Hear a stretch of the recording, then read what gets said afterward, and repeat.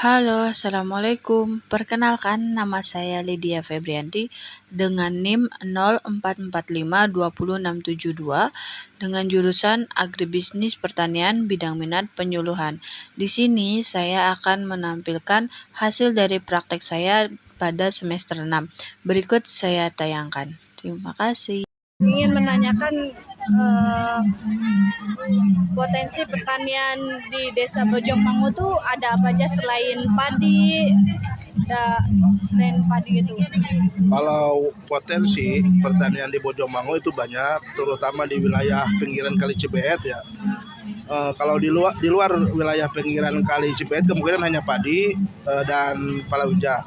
Tapi di sini kita ada padi, palawija, dan satu lagi sayuran. Untuk pinggiran Kali Cibeet kita punya potensi yaitu satu, ada budidaya timun, budidaya kacang panjang, budidaya pare atau paria, dan tanaman tahunannya kita ada budidaya kencur. Untuk wilayah Bojongmangu ada kedelai, ada juga kacang hijau di sini itu gitu. Kalau di sini iklim dan cuacanya bagaimana, Pak? Kalau iklim dan cuaca sama aja ya. Sekarang itu iklim tidak menentu karena ada El Nino dan La Nina. Jadi kalau kemarau itu agak panjang juga lumayan. Ya. Kalau musim hujan pun sama. Jadi iklim tidak bisa ditentukan untuk saat ini gitu. Nah, sementara di kita sekarang itu wilayah khusus Desa Bojongmangu sawahnya tak ada hujan. Dan untuk sayuran pun sama. Lahannya tak ada hujan semua gitu. Makanya kebanyakan sayuran yang pinggir Kali Cibeet aja. Karena apa? Karena kalau misalkan musim kemarau, di situ bisa kita melakukan pompanisasi gitu. Batas desa itu batasnya di mana aja? Untuk Desa Bojongmangu sebelah timur itu Kabupaten Karawang, Kali Cibeet. Sebelah utara itu Desa Sukabunga.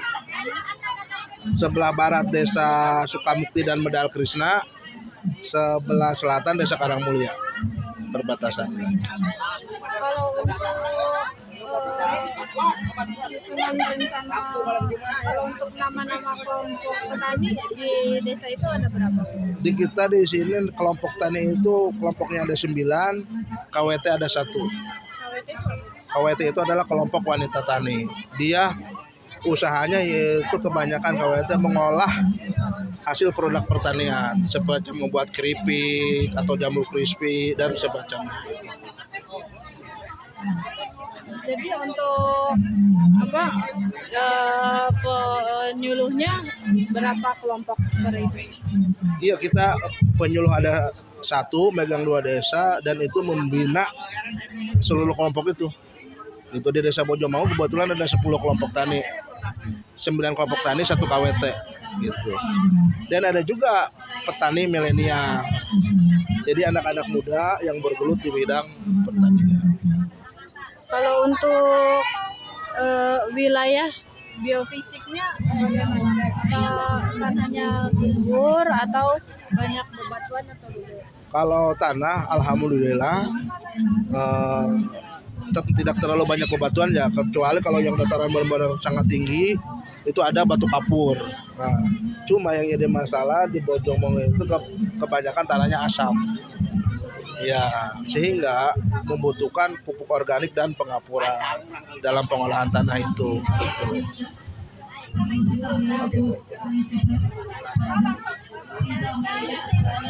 Ada lagi? Kalau untuk warga Bojongmangu itu kisaran berapa? Semuanya. Kalau semuanya saya kurang hafal ya data orang. Kalau data keluarga tani di Desa Bojongmangu itu 996 per kepala. Ya, untuk keluarga tani gitu. Kalau seluruhnya saya lupa lagi ada berapa, tapi kalau keluarga tani 996 keluarga tani. Itu berdasarkan data dari statistik. Soalnya kita data itu mengajunya ke statistik gitu. Berarti kalau mau lebih lengkapnya dilihat aja. Iya, ya siap. Kalau masalah yang sering dihadapi oleh para petani itu kayak apa aja Pak? Yang sering Ya. dilaporkan? Kalau masalah di lapangan, kalau untuk tanaman padi lumayan banyak juga. Pertama, kita itu di sini endemik WBC, hama orang batang coklat gitu. Jadi setiap 2 tahun atau 3 tahun sekali itu WBC itu kembali. Tapi alhamdulillah kita ditambah petugas POPT 1, jadi tadinya 1 orang jadi 2 orang. Jadi untuk musim kemarin alhamdulillah bisa dikendalikan untuk serangan WBC itu, dan kita juga mengadakan gerdal, gerakan pengendalian untuk mengendalikan hama WBC tersebut. Yang kedua yaitu masalah air. Karena lahan di daerah Bojongmangu tak ada hujan, baik dari palawija atau pangan, gitu kan. Jadi kalau menjelang musim kemarau, itu banyak petani-petani yang gagal panen karena kekeringan. Tapi itu juga alhamdulillah sudah bisa diatasi dengan adanya AUTP. Adanya AUTP. AUTP itu adalah asuransi usaha tani padi. Dengan petani cukup membayar 36.000 per hektar, bila mana dia kejadian gagal panen, dia bisa mendapatkan 6 juta dari pihak asuransi dari PT Jasindo. Gitu. Alhamdulillah di Bojongmangu kita kerjasama dengan asuransi. Begitu. Sudah berapa lama bekerja sama dengan? Udah 4 tahun 5 tahun lah. Iya. Malah sebelumnya kita sering swadaya, tapi sekarang alhamdulillah kemarin gitu ya sama pemerintah Kabupaten Bekasi dianggarkan untuk petani. Jadi ada bantuan untuk asuransi per hektar 36.000. Kita kemarin dapat bantuan itu sebanyak 500 hektar. Gitu dari pemerintah Kabupaten Bekasi, khususnya Dinas Pertanian Kabupaten Bekasi. Tapi rata-rata pekerja warga Bojongmangu pertanian semua atau bagaimana? Enggak. Pertanian itu sekitar sekarang ya paling 70%. Ya, apalagi anak muda itu sangat sulit untuk menjadi petani. Kebanyakan anak muda itu beralihnya ke industri. Soalnya sekarang industri mendesak terus ke wilayah Bojongmangu gitu. Jadi kebanyakan yang di petani itu kolonial. Iya. Milenial baru sedikit kita sekarang gitu. Ada petani jamur, milenialnya petani pangan, dan petani hortik komplit alhamdulillah. Dan sekarang petani milenial pun sedang kita bina supaya petani-petani yang lain untuk petani milenial lebih tertarik. Jangan sampai anak muda ini nganggur lah istilahnya, nyari kerja di PT susah, bertani nggak mau. Bahkan kami pun kemarin sempat edukasi ke anak-anak SD di sekolahan, terutama SD Karangmulia pernah tuh, supaya mereka nantinya bisa tertarik ke dunia pertanian gitu. Kan cuma masalah kendala sekarang penyuluh itu di kita kurang. Yang idealnya 1 desa 1 penyuluh, di kita itu ada yang 1 penyuluh 2 desa bahkan 3 desa, sehingga petani tidak tercover semua gitu. Jadi sekarang itu penyuluhnya harus aktif, petani pun harus aktif Datang ke BPP menghubungi penyuluh gitu. Jangan sampai misalkan penyuluh nggak bisa datang, petaninya nggak aktif. Kadang banyak petani yang Pak di sini mah nggak ada penjual gitu kan. Padahal penyuluhan itu kita ada beberapa kategori. Ada penyuluhan perorangan, ada penyuluhan kelompok, ada juga penyuluhan massal gitu. Kita seringnya penyuluhan perorangan. Panjang sana ke sawah, ketemu petani, kita ngobrol apa keluhan mereka gitu. Jadi untuk kegiatan penyuluhan rembukan gitu jarang. Ada juga, ada. Untuk kelompok, pertemuan kelompok biasanya kita sebulan sekali ada. Untuk massal pun kita ada. Tapi tidak semua petani hadir kadang Pak. Ada yang tahu, ada yang tidak. Yang tahu kadang hadir, kadang enggak. Apalagi yang tidak tahu kadang enggak hadir. Bahkan kemarin pun kami mengadakan sekolah lapang di kelompok Kertasaba di sini di bawah gitu. Tapi yang hadir kan hanya kelompok itu aja. Kelompok lain nggak tahu gitu kan. Biasanya 1 kelompok tani itu isinya berapa? 25 sampai 30 orang. Lumayan banyak ya Pak? Ya, bahkan ada yang sampai 50 ada 1 kelompok tani itu. Soalnya kenapa seperti itu? Karena petani sekarang itu kan harus tercatat di kelompok tani. Kalau tidak tercatat di kelompok tani, mereka akan susah mendapatkan pupuk subsidi. Itu. Jadi pupuk subsidi itu didaftarkan dari kelompok tani ke penyuluh untuk dimasukkan di RDKK. Kalau untuk subsidi sekarang dapatnya berapa? Untuk subsidi sekarang, kuota sekarang ya, ureanya 250 kilo, NPK-nya 275 kilo per hektar. Malah sempat waktu awal tahun kuota pupuk subsidi dikurangi, NPK-nya dapatnya 70 kiloan ke atas, ureanya 140 sekian. Jadi akhirnya kekurangan pupuk. Jadi petani ramai waktu itu. Pupuk langka. Itu karena emang kuota jatah pupuknya dikurangi. Tapi alhamdulillah udah ditambah lagi dan sekarang bisa dipenuhi dengan baik lah. Sekarang alhamdulillah lancar. Kalau untuk penjualan hasil taninya di sini sistemnya bagaimana? Kalau penjualan hasil tani di sini, pertama ada yang langsung ke pasar induk, ke Cibitung, ya, atau ke Kopo. Kedua, ada yang lewat ketua kelompok tani. Ketiga, ada yang langsung ke Tengkulak, gitu. Jadi penjualan di sini itu beragam. Ada ke kelompok, ada yang ke kelompok, ada yang langsung ke Cibitung, pasar induk atau ke Kopo, ada yang ke Tengkulak. Jadi tergantung petaninya itu. Gitu. Saya kira dirembukan dalam satu ini. Kalau yang lewat ketua kelompok itu biasanya gitu. Di situ ada seksi pemasaran, gitu. Tapi tergantung petaninya juga. Ada yang mau semacam kemarin ya, kita padi Inpago 13. Alhamdulillah padi Inpago 13 kita ada optaker dari CP Warga Mandiri Subang, dan itu si petani lewat kelompok dirembukan dulu, terus panennya juga bareng gitu, dengan harga lumayan lah, tidak beda antara 500 sampai 1.000 rupiah per kilonya gitu. Jadi kita ada program Inpago 13 itu dapat meningkatkan perekonomian petani gitu.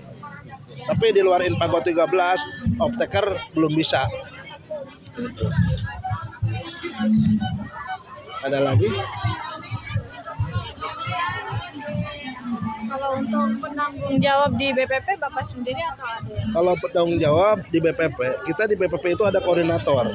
Dia juga seorang penyuluh, kan cuma diberi beban yaitu mengkoordinatori teman-teman penyuluh gitu. Namanya Pak Ubu. Saya itu dibawa kendali koordinator gitu. Pusatnya hanya koordinasi sih, bukan pimpinan atau gimana, tapi hanya koordinator penyuluh pertanian, kepala BPP Bojongmangu gitu. Yang monitoring evaluasi kegiatan BPP? Kalau monitoring kegiatan BPP itu ada yang dari Jabatan Fungsional Kabupaten, dari penyuluh juga, tapi dia tugasnya di kabupaten. Ada tugas dia per wilayahnya. Kadang dari bidang penyuluhan dan dari kepala dinas langsung suka mengevaluasi. Kemarin pun kami di Cikarang Timur dievaluasi tentang penyuluhan ini kinerja gimana gitu. Soalnya mereka itu selalu mantau ke lapangan. Sebelum mengevaluasi itu mereka nyurvei dulu langsung gitu. Benar kan ya kinerjanya penyuluh itu. Tapi untuk sekarang walaupun penyuluh kinerjanya baik, tapi karena penyuluh kurang, tetap aja ada petani yang bilang di sini nggak ada penyuluhan. Tapi itu karena emang penyuluh saat ini emang kurang, krisis penyuluh lah gitu. Bukan krisis penyuluhan, tapi krisis penyuluh gitu. Hingga petani tidak bisa ke cover semua. Maka disitulah fungsi kelompok. Kalau misalnya kita ada inovasi atau apa, kita sampaikan ke ketua kelompok agar ketua kelompok menyampaikan ke para petani. Itu fungsi daripada kelompok tani. Kalau untuk inovasi yang sudah diterapkan di sini apa aja, Pak? Di pangan atau di pertaniannya? Pangan ya maksudnya. Kalau pangan kita itu kemarin pertama tentang varietas unggul baru. Kita menggunakan varietas yang spesifikasi lokalisasi di sini. Kita kan di sini tak ada hujan, rawan kekeringan. Jadi kemarin itu kita untuk padi kita menggunakan Inpago 13. Dan setelah kami coba, Inpago 13 itu tahan kekeringan. Jadi kalau kekurangan air dia bisa tetap tumbuh dengan baik. Kecuali kalau sangat kering lah kemarau dia juga bisa mati. Tapi kalau kekurangan air dia tetap bisa hidup. Itu inovasi yang kita gerakan di Kecamatan Bojongmangu. Ditambah sudah ada off-taker dari CP Warga Mandiri yang menampung hasil petani dari Inpago 13 tersebut. Itu. Terus kita ada lagi semacam jajar legowo, itu agak sulit lah. Jajar legowo itu. Kenapa sulit jajar legowo? Motor, iya. Bentar deh.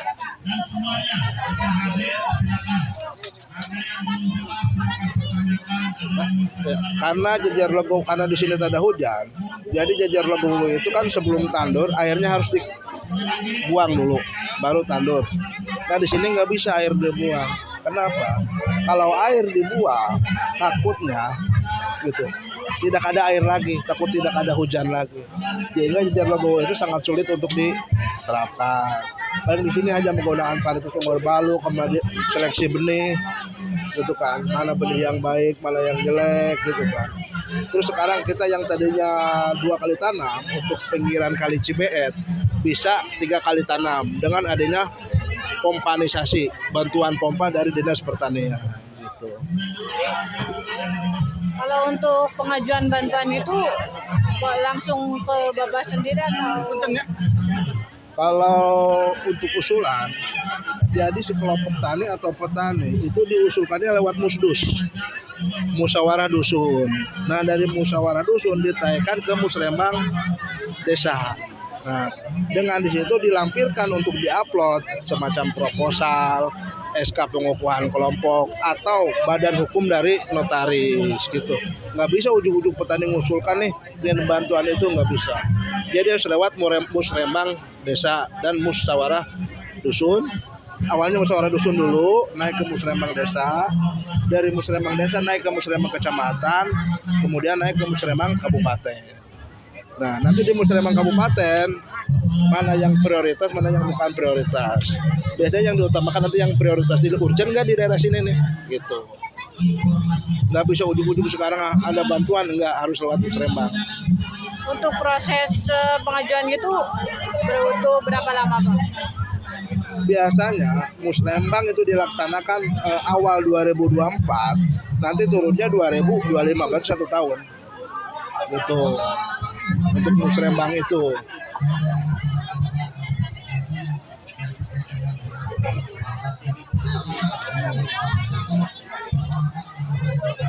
Kalau untuk rencana usaha kelompok suka diakumulasikan? Ada beberapa kelompok ya yang membuat rencana kelompok diakumulasikan, tertulis ada dan ada yang tidak. Paling yang diakumulasikan secara tertulis untuk rencana usaha kelompok itu paling sekitar ada 20% kelompok aja. Iya, soalnya susah gitu untuk itu. Jadi itu memang PR buat kita sebagai penyuluh, bagaimana caranya supaya kelompok tani bisa membuat RUK tersebut gitu. Berarti untuk sekarang pembuatan RUK-nya sangat jarang, tapi kami sekarang udah diwajibkan kembali sama dinas, minimal satu penyuluh itu harus bisa mendampingi 2 kelompok untuk membuat RUK tersebut dan administrasi yang lain gitu. Soalnya di kami itu ada penilaian kelas kelompok. Di situ dinilai kelompok itu ada RUK-nya enggak, ada ADRT-nya enggak, anggaran dasarnya, terus ada musyawarah kelompok lah, berapa bulan sekali kah, terjadwal enggak, itu kami nilai semua sekarang. Yang enggak membuat berarti nilainya jelek, yang membuat berarti nilainya bagus.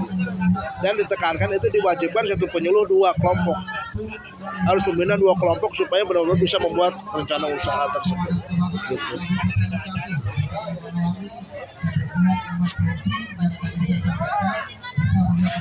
Tapi harusnya semuanya harus dibina, jangan hanya 2 kelompok doang kalau pembinaan, tapi yang ditekankan 2 kelompok kalau kita bisa mendampingi. Biasanya kalau untuk yang menyusun rencana kerja penyuluh siapa, Pak? Rencana kerja penyuluh itu yang menyusun penyuluh sendiri. Kenapa? Rencana kerja penyuluh itu disusun berdasarkan programa. Ada programa penyuluhan. Nah, programa penyuluhan itu disusun sama Posluhdes, penyuluh dan kelompok tani diketahui sama desa. Dan setelah selesai programa, nanti penyuluh bikin rencana kerja penyuluhan itu berdasarkan hasil programa itu, gitu. Kalau untuk kegiatan penyuluhannya sendiri di desa gimana Pak? Kita penyuluhan itu kegiatan penyuluhan kan ada penyuluhan massal ya, penyuluhan kelompok, penyuluhan perorangan. Kalau penyuluhan perorangan, kadang-kadang kita itu masing-masing penyuluh ke sawah atau kemana secara door-to-door, ada petani satu orang kita temui, kita ngobrol, itu udah termasuk penyuluhan. Terus ada penyuluhan kelompok atau massal, biasanya kita di kelompok tani, semacam kemarin SL nih, silakan ada SL itu kami itu di kelompok tani dengan jumlah yang hadir kemarin itu mendekati 30 orang di Kertasaba.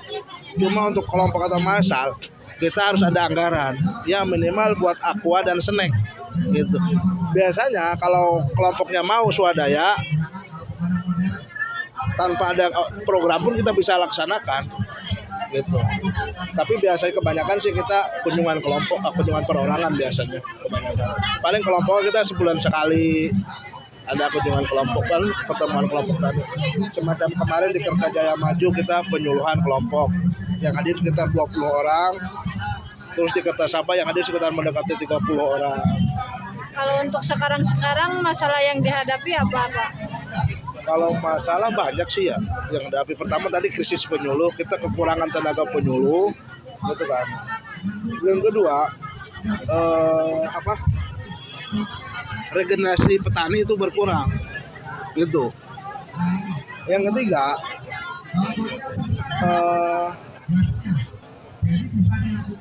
untuk wilayah yang tak ada hujan seperti Bojongmangu, yang pinggiran kali itu sangat penting pompanisasi.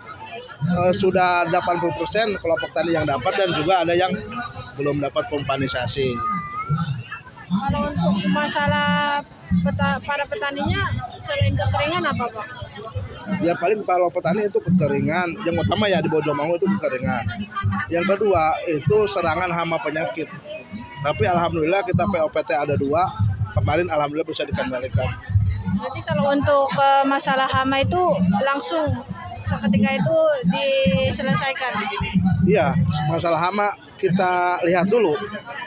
Ini masih di bawah ambang batas atau tidak gitu kan. Kalau masih di ambang batas, kita mengendalikan pakai kalau bisa pakai organik lah, gitu.